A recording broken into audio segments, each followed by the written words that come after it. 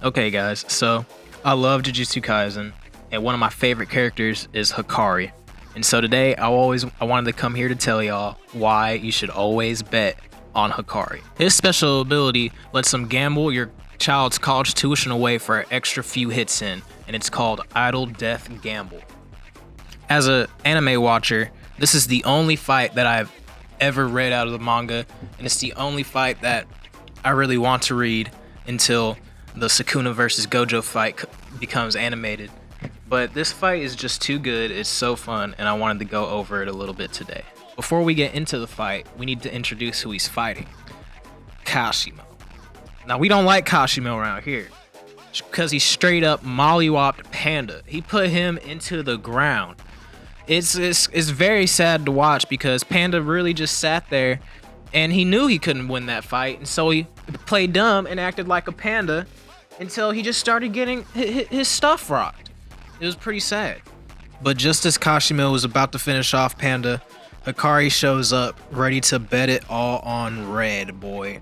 And look at his aura, he's ready to beat some booty. First thing he does when he pulls up is punch him into a grate. Then he proceeds to run around the man, and he kicks the grate, right?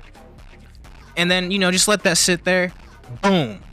Turns the grate into a bulldozer. You know what I mean? It's insane. Kashimo's a little worried here. He doesn't know what to do. Now he's a little intrigued. Because, you see this boy right here. He's ready to fight you. You got the music playing in the background. You know what? You don't know what's going on. And then mid-talk, Hakari starts having an orgasm because he hits his special technique, bruh. Idle Death Train, he hit a jackpot.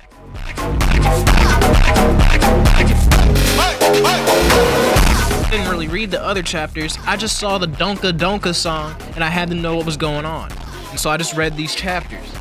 And Hakari's just beating him up. He's just taking the hits and he punches him away. All right? And then look at this, man. He hits the Michael Jackson pose, and he even does the And he proceeds to keep laying down work on Kashimo. Kashimo tries to get out of this hole right here. Boom. Slam onto the ground. He doesn't even know what's going on right now. Now, while Hakari's laying down this work, Kashimo's curse technique is basically like a ticking time bomb in a fight. And he charged it up enough to try to get Hakari. And while Hakari doesn't know what his technique is, he proceeds to get his arm blown off. Now this makes Kashimo think that he could go start putting in work now. But Hakari, with one hand, still counterattacks Kashimo. Because, Hakari is just built like that. He's a different type of breed.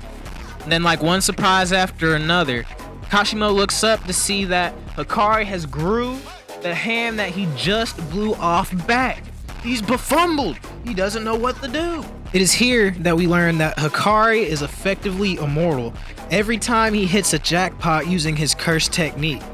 And this is amazing because this means that this man can keep laying down the work on Kashimo as long as he gets lucky. And this man is feeling lucky today. It is fun to watch, bro. And the fact that Hakari can only be invincible for 4 minutes and 11 seconds and then he has to hit another jackpot just makes it even more raw, because he has to be raw to be able to hold out to get the jackpot. You understand? And that's what Kashimo does not understand here. And he's starting to understand because he's getting mollywopped over and over again by this zesty gambler dude. They go at it a little bit more, and Hakari hits another jackpot. This is twice in a row in this fight. This man hits the jackpot, and he starts dancing. Now, Kashimo, trying to prove something to himself, he thinks that he can actually do something to Hakari in this fight. And it's actually, he's ready to trying to lay down the business.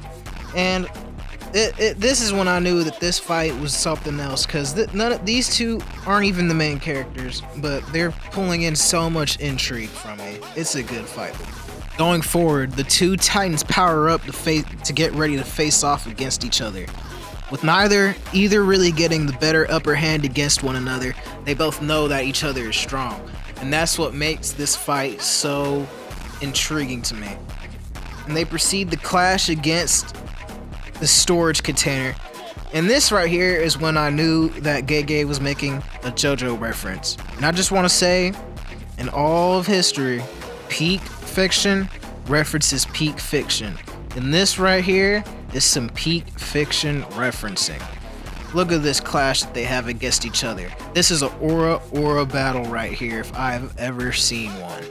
But after their aura fight, Kashimo pulls the most devious thing I've ever seen. He hits him with the grate, cracks the man's skull open. Look at that face right there. Kashimo tries to use the static energy he's been building up to try to shoot electricity straight into Hakari's head, but he blows it out.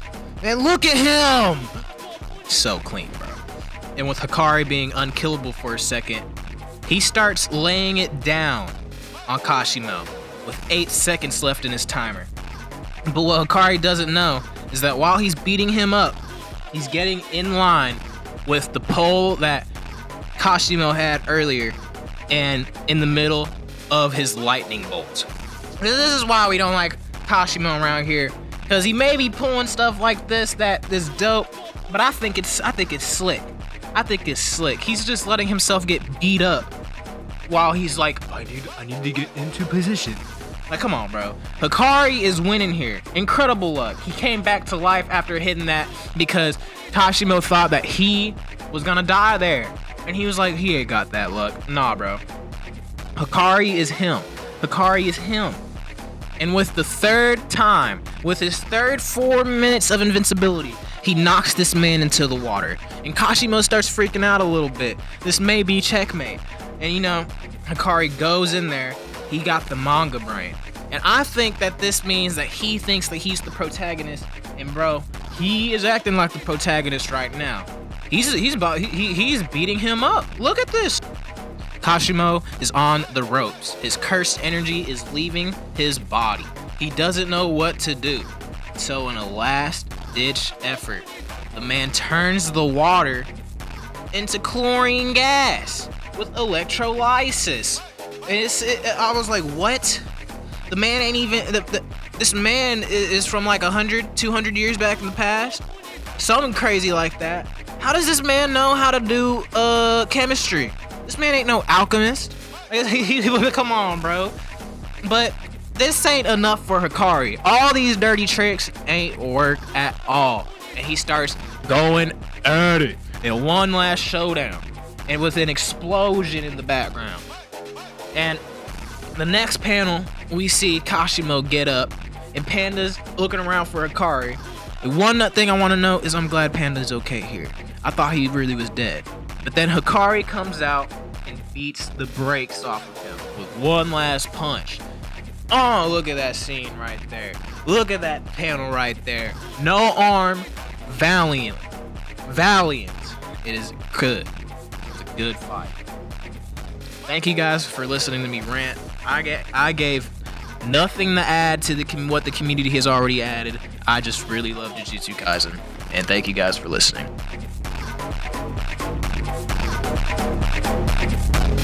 Hey, hey.